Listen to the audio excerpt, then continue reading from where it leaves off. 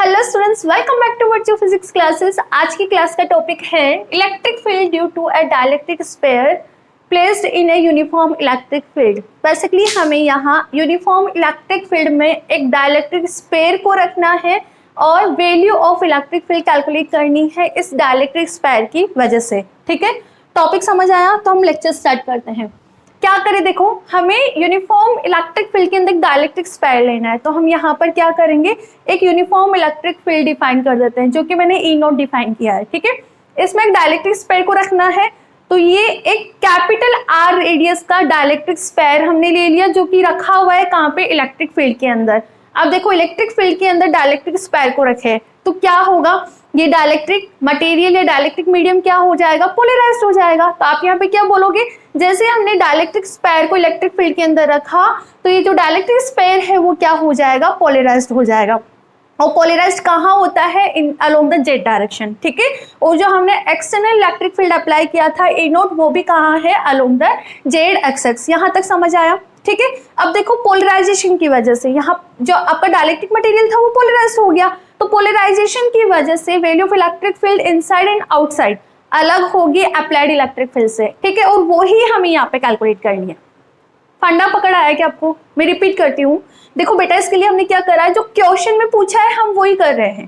क्या करना है, हमें एक डाइलेक्ट्रिक स्फीयर को इलेक्ट्रिक फील्ड के अंदर रखना है। यूनिफॉर्म इलेक्ट्रिक फील्ड मैंने ले लिया A naught along the Z direction. ठीक है, एक डाइलेक्ट्रिक स्फीयर ले लिया कैपिटल आर रेडियस का। जैसे हमने इसको इलेक्ट्रिक फील्ड के अंदर रखा तो ये डाइलेक्ट्रिक स्फीयर पोलराइज हो गया। पोलराइज कैसे हो रहा है, अलोंग द जेड डायरेक्शन। ठीक है, समझ आ गई बात। ठीक है, अब ये पोलराइज्ड स्फीयर है, तो इस पोलराइज्ड स्फीयर की वजह से इनसाइड और outside value of electric field अलग होगी, जो हमने यहाँ पे अप्लाई की है या फिर हमने जो यहाँ पे ए नोट प्रोवाइड करा है। ठीक है, एग्जाम में क्वेश्चन क्या बनता है, consider a dielectric sphere a uniform electric field E naught. Prove that the electric field inside the sphere is given by E equal to 3 upon K plus 2 E naught. E naught बेटा आपको यहाँ पे given है uniform electric field, जिसके अंदर क्या रखा हुआ है, इलेक्ट्रिक स्फीयर रखा हुआ है। तो इस स्फीयर के अंदर, इस स्फीयर के अंदर आपके पास वैल्यू ऑफ इलेक्ट्रिक फील्ड ये निकल कर आती है, कैलकुलेट करनी है। ठीक है, तो इसको भी लिख लो। हमने जो अभी तक समझा है वही लिखा है। Suppose a dielectric sphere of radius capital R with dielectric constant. इस डाइलेक्ट्रिक स्फीयर का डाइलेक्ट्रिक कांस्टेंट क्या है, एप्सिलॉन आर है। Is placed in a uniform electric field E naught. ठीक है, and this electric field is along the Z direction. ये भी हमने डिफाइन कर दिया।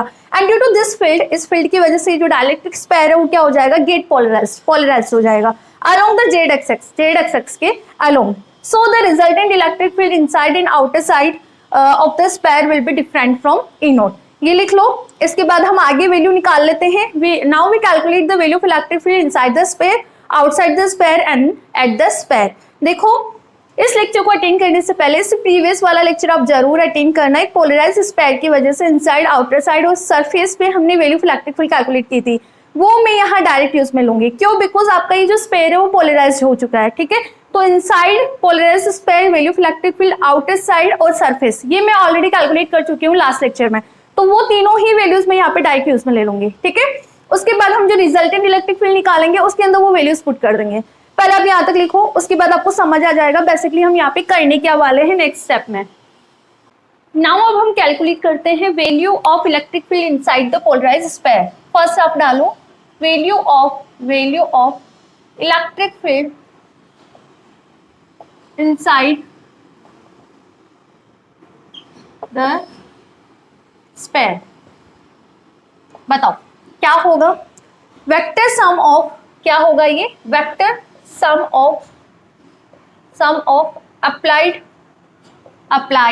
Vector sum of applied electric field and electric field due to polarized sphere.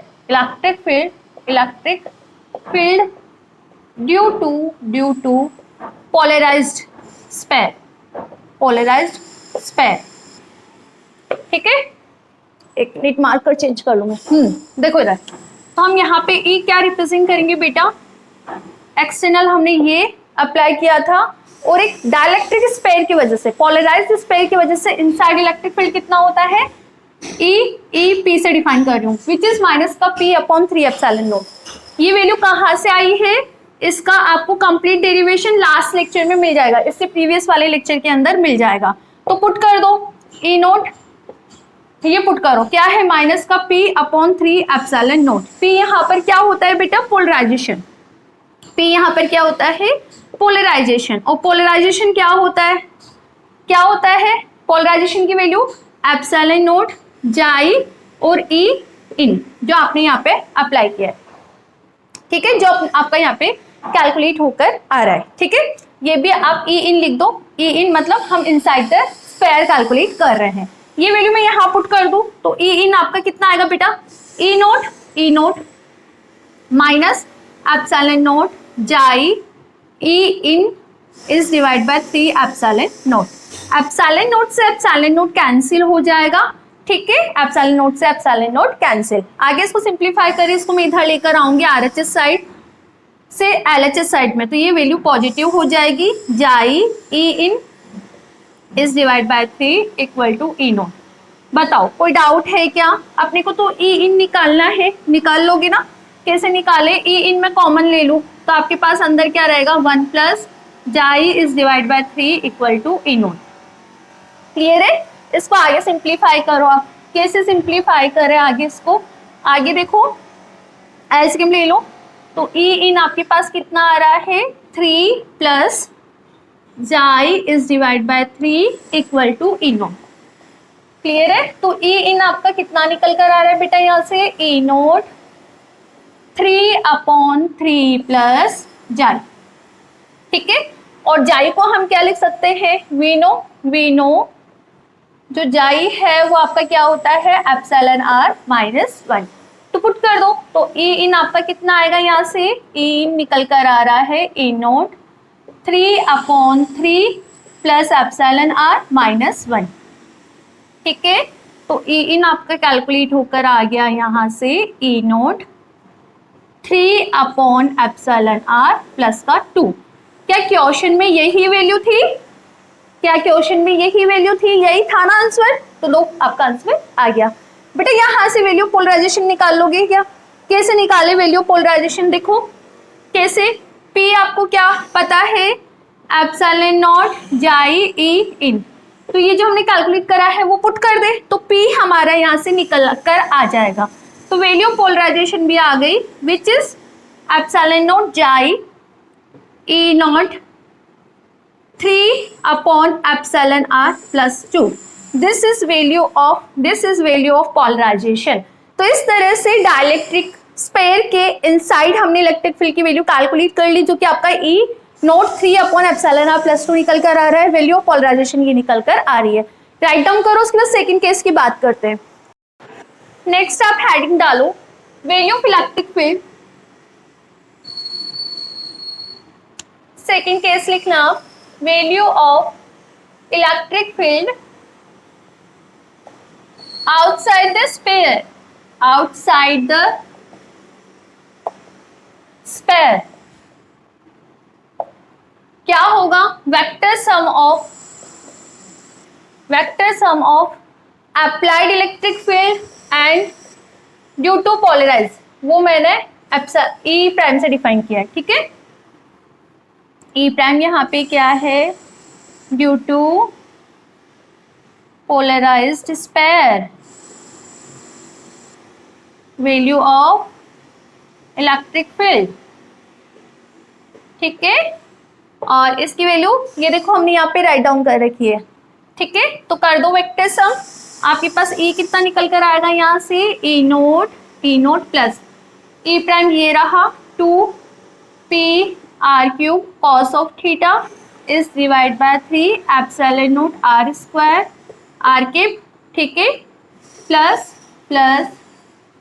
P R cube sine theta is divide by 3 epsilon naught R square and theta के। This is value of electric field. यहाँ पे P की value put करनी है, तो ये रहा polarisation, यहाँ पे वैल्यू पुट कर दो।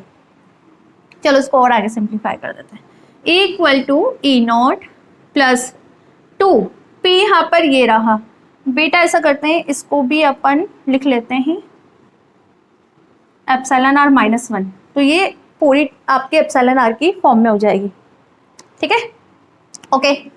सो ये वैल्यू आप यहाँ पे पुट कर दो, कर लेना ना, आप तो पुट आप पी की वैल्यू क्या करना है, ये वैल्यू पुट कर देना और सिंप्लीफाई कर देना। सिमिलरली एट द सरफेस, इसको इरेज कर दूं बेटा मैं, वैसे यहाँ तक भी सही है बट आगे आप सिंप्लीफाई करना चाहो तो कर लो। Next at the surface of sphere, this is also vector sum of applied and, और यहाँ पे ई डबल प्राइम क्या है,